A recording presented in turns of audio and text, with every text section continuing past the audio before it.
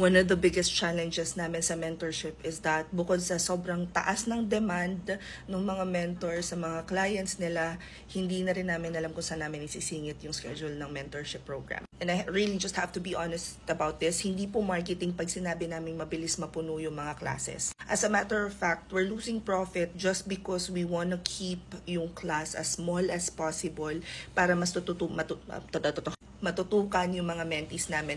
Mapapansin nyo, itanong nyo sa mga mentees namin, hindi lumalampas ng napakaraming tao sa class because may 2 weeks siya na internship. And yung 2 weeks na internship, lahat yun iniisa-isa ng mga mentors. Lalo na sa Edina, napakasipag niyang sagot sa mga questions.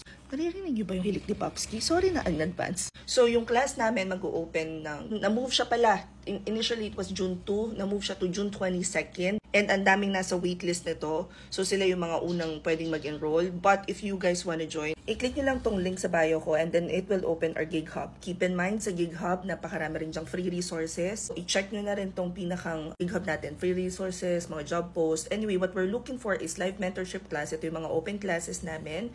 And you just have to click on 999 social media management and marketing with internship. It will open the form. Doon yun na makikita lahat ng detalye kung paano mag-enroll, paano mag-join. After ma-validate yung payment ninyo, you guys will be sent an onboarding kit. It's an online onboarding that you need to take as soon as possible. Sa part ng onboarding na yun, tuturo namin kung ano yung pinakang process. After that, you will get the calendar invite. So, saka lang kayo may schedule sa live training. And humabol na kayo guys because again, June 22nd yung class pero magte-take pa kayo ng onboarding. After nung live session, may 2 weeks na internship and then saka kayo magte-take ng final activity at saka application book at saka makaka-schedule ng one-on-one with me. Hope this helps. Comment any questions you guys have about working from home. Follow from my work from home. Chase Miss Bye. Ay, teka, wait. Kung sa Instagram nyo pala mapanood to, ito yung i-click nyo. At pag hindi gumana yung Instagram at saka yung TikTok, punta na lang kayo dito sa Facebook page ko. Makikita nyo na dyan sa mismong video na to, yung sa caption, yung link to enroll. Ganon din naman sa YouTube, nasa description box lang. See you at the classroom. Bye!